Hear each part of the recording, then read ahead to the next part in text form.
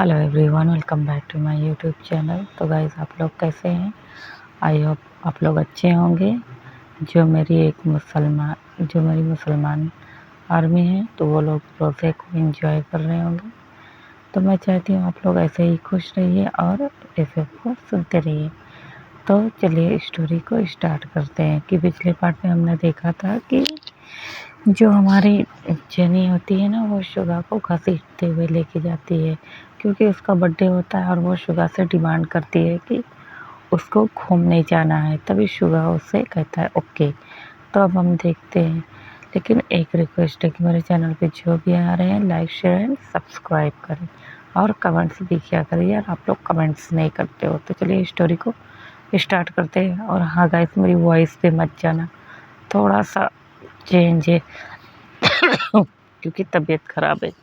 तो चलिए स्टार्ट करते हैं। अब जो शुगा होता है वो जेनी के साथ निकल पड़ता है, और जो जेनी होती है वो एक मॉल में आई होती है। और मॉल में आने के बाद वो ना शुगा को अच्छे से रेडी कर रहे थे। उन दोनों को अगर कोई भी देखे तो बिल्कुल, अगर ना जान पाए तो कह दे एक कपल। या जो अपने मतलब जो लोगों की अलग अलग थिंकिंग होती है, वो बस उन्हीं दोनों लोगों को देख रहे थे, क्योंकि वो दोनों बहुत ही ज़्यादा हैंडसम और क्यूट लग रहे थे।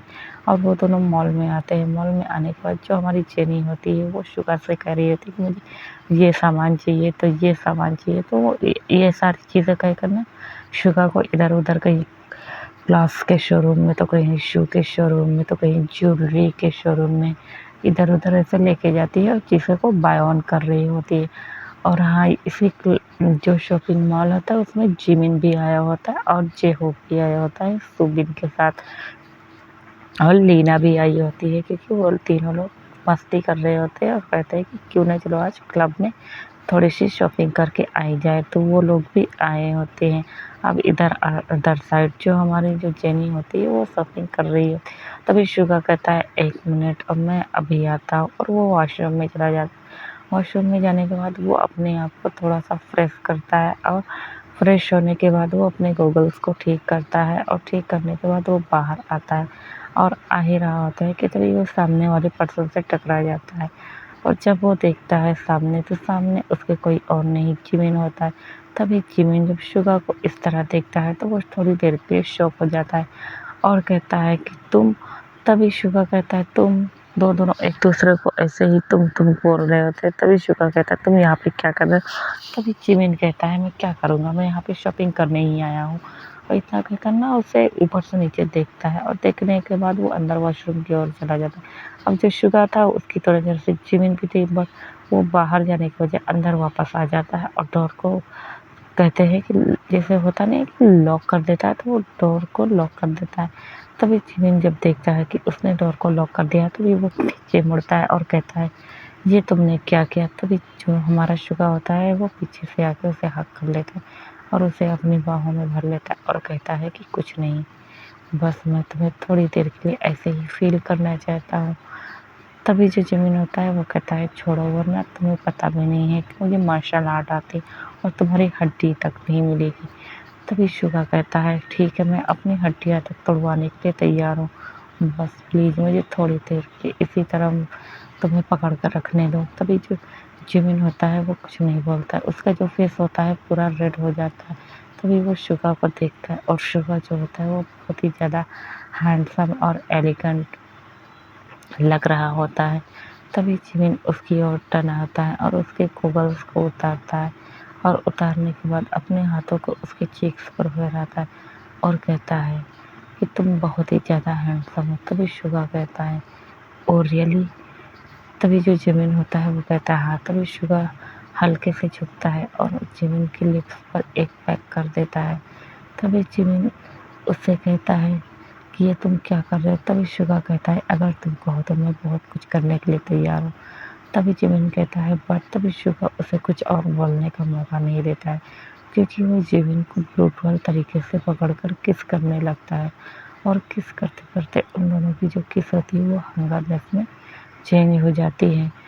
अब हम थोड़ी देर के बाद देखते हैं जो जिमिन होता है वो शुगा से अलग होता है और कहता है अब बस भी करो, हम मॉल के वॉशरूम में हैं। तभी बाहर से टक टक की आवाज़ होती है। तभी वो दोनों अपने आप को सही करते हैं और जो बाहर होता है वो कोई और नहीं, हमारी जेनी होती है।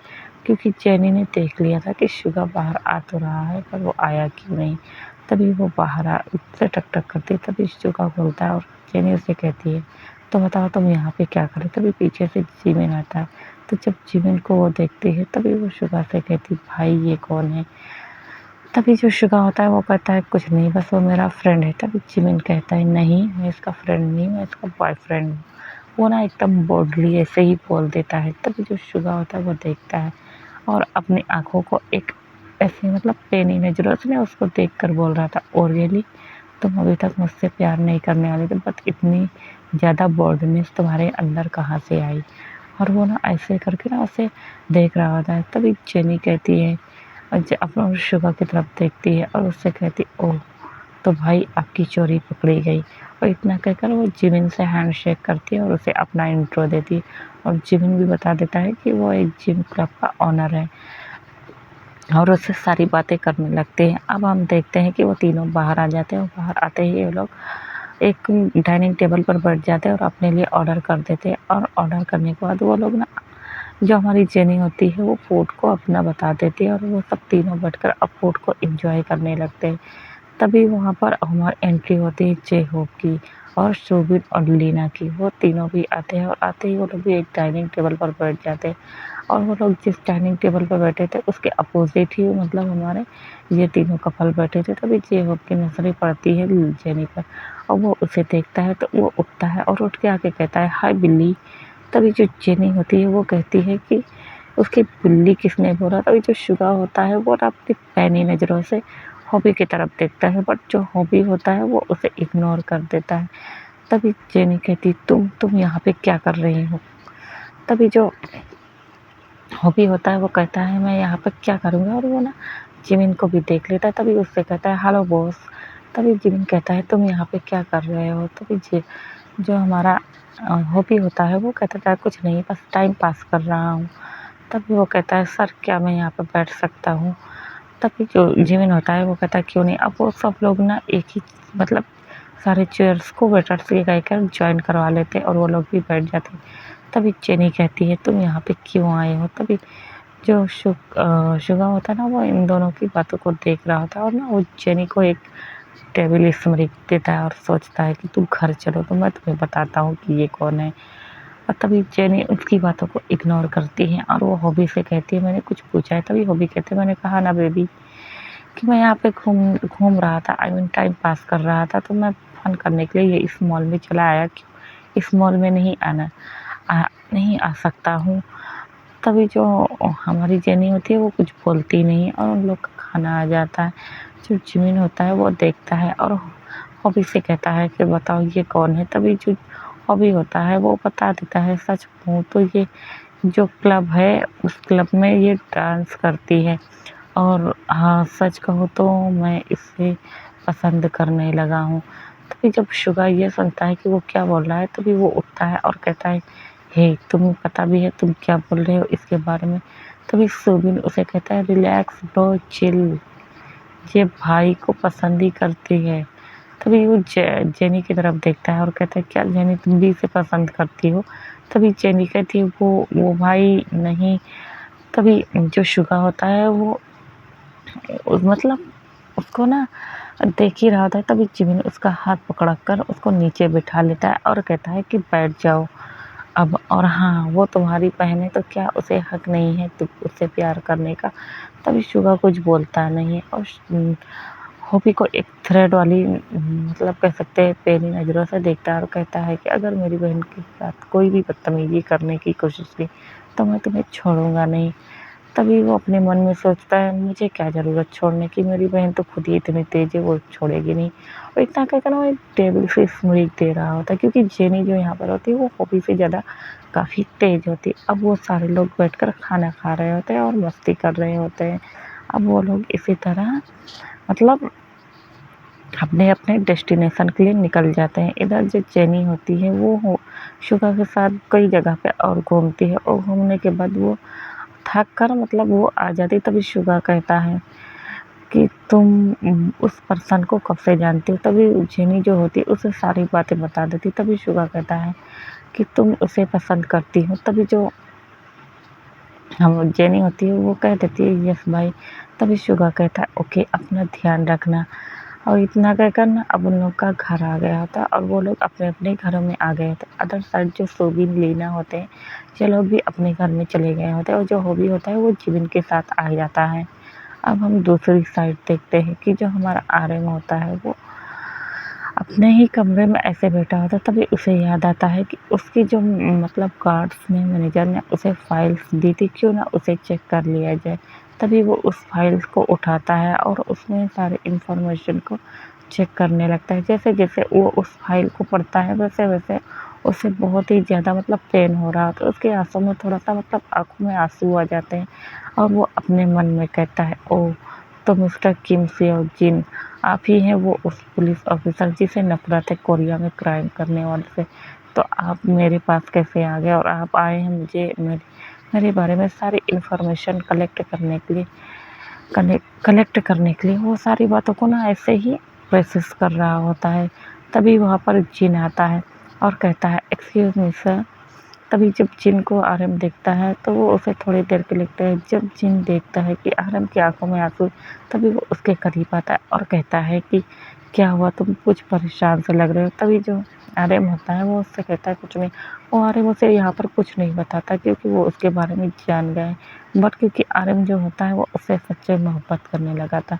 तभी आर्यन वो उस फाइल को अपने अलमीरा में ले जाकर रख देता है और जिन से कहता है तो बताओ तुम यहाँ पे क्यों आए हो। तभी जो जिन होता है वो कहता है कुछ नहीं, बस मैं सोच रहा था कि तुम्हारे जो राइवल से का है, तुम उनसे मतलब मिलकर बातें क्यों नहीं कर लेते और अपना जो मतलब झगड़ा है उसे तुम मतलब अपने हिसाब से मैनेज कर सकते हो। तभी जो आर्यन होता है वो कहता है तुम्हें नहीं पता मिस्टर किम कि वो कैसा इंसान है। वो इतना ज़्यादा बुरा इंसान है कि वो हर मतलब 2 नंबर के कोई भी वर्क हो वो सारे वर्क को करता है। कई सारी लड़कियों की ट्रैफिकिंग करता है, ड्रग्स को एक शहर से या एक कंट्री से अदर कंट्री से भेजता है। न्यू जो जनरेशन होते हैं, जो न्यू यूथ होती है उन्हें वो मतलब कह सकते हैं कि रॉन्ग टर्न पर भेजता है, गलत साइड उन्हें भेजता है। बच्चों को मतलब अच्छी एजुकेशन नहीं मिलती है, वो इस तरह भेज रहा होता है। मतलब सारी जो यहाँ की कोरिया की जो पॉपुलेशन है उसे ना कह सकते हैं कि गलत दिशा में डाल रहा था, जिससे कि उनके बच्चे पढ़े लिखे नहीं और नशे में रहें। और इसी तरह उन जो पेरेंट्स अपने बच्चों को बहुत ही मेहनत से पढ़ाते हैं, जिनके पास पैसा नहीं होता तो कई बच्चे अपने आप को मतलब इस तरह का जो काम करते हैं, ड्रग्स लेने लगते हैं, तो वो काफ़ी ज़्यादा मतलब कर्जे में डूब जाते हैं। तो वो उनके पास पैसा नहीं होता तो वो सुसाइड कर लेते हैं। तभी जो जिन होता है वो सारी बातों को नोटिस कर रहा होता है और वो सोचता है अपने मन में हाँ ये सही कह रहा है, क्योंकि उसके पास तो इसी तरह की हज़ारों फाइलें पड़ी हुई है ना, बट उसमें नाम तो सिर्फ आर्यन का आ रहा है, काय का क्यों नहीं आ रहा था। वो सोच रहा होता है। तभी वो कहता है ओह, और कुछ बोलता नहीं है। अब हम देखते हैं कि आर्यन जो होता है वो कुछ सोचता नहीं है। तभी जो जिन होता है वो कहता है कि अब रात हो गई है तो मैं क्या तुम्हारे लिए खाना बना दूँ, क्योंकि इन दिनों काफ़ी टाइम हो गए थे। अब 1 ईयर्स तो हो ही जाता है इनके पास आए हुए, मतलब इस मैंशन में आए हुए और अंडर कवर बनकर हारेम के खिलाफ सबूत इकट्ठा करने के लिए। तो उसे ये 1 ईयर्स हो जाता तो आर्यन को उसके हाथों का खाना बहुत ही ज़्यादा पसंद आता है। तो आर्यन कहता है हाँ, तो वो उसके लिए खाने को बनाने लगता है। अब आप अदर साइड देखते हैं कि ली डोंग ऊक वो बहुत ही ज़्यादा गुस्से में होता है और वो कहता है कि मैं शुगा को मैं खुद ही अपने मतलब जो भी बॉडीगार्ड्स है उन्हें लेकर जाऊंगा और उस पर्सन को छोड़ूंगा नहीं। वो अपने आप को समझता क्या है, क्योंकि जो ली डोंग ऊक होता है उसे उसके जो बॉस होते हैं यानी काय काय से उसे बहुत ही ज़्यादा कह सकते हैं कि मतलब उसे धमकी मिली थी कि अगर वो उसे नहीं मारा तो वो उसे मार देगा, और कोई भी पर्सन हो अपनी जान बचाने के लिए वो दूसरे को मारता ही है। बट यहाँ पर जो ली डोंग ऊक होता है वो बहुत ही ज़्यादा क्रूअल पर्सन होता है। वो अपने साथियों से कहता है कि चलो आज रात ही हम उसे और उसकी बहन दोनों को मार डालेंगे। तभी जो लीडर होता है वो कहता है ओके, और इतना कहकर वो लोग अपनी अपनी गाड़ी में बैठ जाते हैं। इधर हम देखते हैं जो शुगा होता है वो आता है अपने घर पे, और आने के बाद वो थोड़ी देर के लिए बैठ जाता है, अपने रूम में चले जाता है। अब उधर जो जो लीडर होता है वो अपने पर्सन के साथ उस एरिया में आ जाते हैं। बट जो शुगा के जो गार्ड्स होते हैं वो उन लोगों को मतलब उनसे रोक रहे होते हैं, बातें कर रहे होते हैं कि तुम्हारा इस एरिया में काम नहीं है, क्योंकि ये एरिया तुम्हारा नहीं है। बट जो लीडर होता है वो बहुत ही ज़्यादा क्रूअल होता है। वो उसके शुगा का जो गार्ड्स होता है, सेक्रेटरी होता है, वो उस पर बुलेट फायर कर देता है, चला देता है, और उसका जो सेक्रेटरी होता है वहीं पे मर जाता है। तभी लीडो वो कहता है कि इन सब को ख़त्म करो और मैं इनमें से किसी को नहीं छोड़ने वाला। तो उसके आदमी ना फायर करना स्टार्ट कर देते हैं। तभी जो लीडो का जो सेक्रेटरी होता है वो सबको मतलब बहुत ही बुरी तरीके से मार रहा होता है, और ऐसे ही करके वो लोग धीरे धीरे आगे बढ़ रहे होते हैं। इधर जो शुगा के जो मतलब एरिया होता है ना, उसमें जो कह सकते हैं बहुत सारे मतलब घर होता नहीं है, तो जिसे मानते नहीं है कि होता नहीं है कि हम जिसे पसंद करते हैं तो उसके बारे में हम कुछ भी बताते नहीं, चाहे हमारी जान ही क्यों ना चली जाए। तो इसी तरह वो ना सारे आदमियों को पकड़ रहा होता है और उससे बारे में कहता है कि यहाँ से जाओ, इस जगह से छोड़कर जाओ, वरना मैं तुम्हें मार दूँगा, और हाँ, शुगा को भी मार डालूँगा। और बताओ शुगा के घर पे क्या-क्या है। और शुगा ने मतलब उसके बारे में काफ़ी इन्फॉर्मेशन निकलवाने की कोशिश कर रहा होता है। तभी कोई भी पर्सन उसे बोलता नहीं है, बताने को तैयार नहीं होता, और लीडर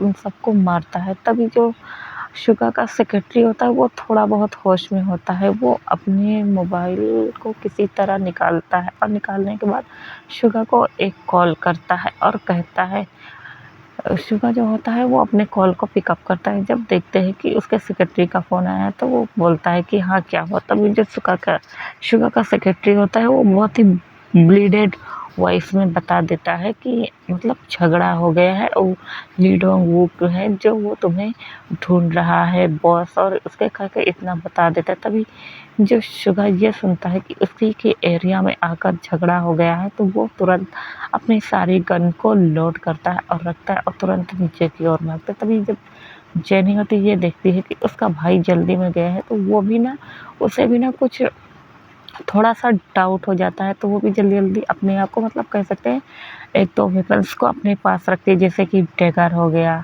और स्वॉर्ड्स हो गए, तो इन दोनों को वो रख लेती हैं, क्योंकि सामने वाले को वो जैसे कोई बात हो तो वो उन पर यूज़ कर सके, अटैक कर सके। तभी वो भी उसके पीछे भागती हैं और देखती हैं कि थोड़ी देर के बाद 15 मिनट के बाद कि जो उसका एरिया होता है, जो मार्केटिंग एरिया होती है, वहाँ पे सिर्फ लाशें ही लाशें होती हैं, क्योंकि लीडो के पर्सन ने काफ़ी ज़्यादा लोगों को मार डाला होता है। और शुगा के यहाँ पे पर्सन बहुत ही कम लोग थे, क्योंकि बाकी लोग ना मतलब होते नहीं हैं कि अलग-अलग, ये कह सकते हैं अपने-अपने घर में थे। उस टाइम पे जो भी पर्सन होते हैं, जो भी शुगा ने मतलब काम बताया होता है ना, तो वो सब कर रहे होते हैं, तो वो उन लोग को पकड़ के मार रहा था।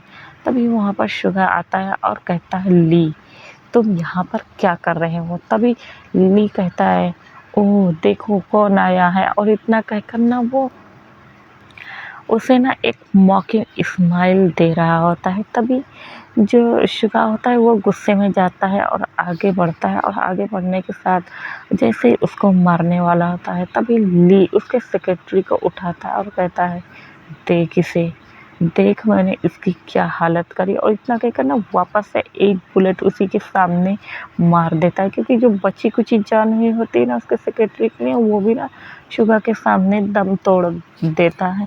जब शुगा ये देखता है कि उस जिसको उसने मारा वो उसे अपना छोटा भाई मानता था, वो ज़ोर से चिल्लाता है, और ज़ोर से चिल्लाने के बाद वो उसी की तरफ भागता है। तभी जो ली के पर्सन होते हैं वो शुगा पर अटैक कर देते हैं और शुगा को मारने लगते हैं, बट वो शुगा को इससे पहले मारते। तभी वहाँ पर जेनी आ जाती है, और जेनी जो होती है वो काफ़ी क्लेवर होती है। वो क्या करते हैं, वो तुरंत ना जैसे ही शुगा बाहर निकला था वो जिमिन को कॉल कर देती है कि थोड़ा-सा झगड़ा हो गया, क्योंकि उसने जिमिन के बारे में काफ़ी इन्फॉर्मेशन को कलेक्ट कर लिया होता है। उसी मॉल में थोड़ा बहुत ऐसे ही सारे लोग बातें कर रहे होते हैं।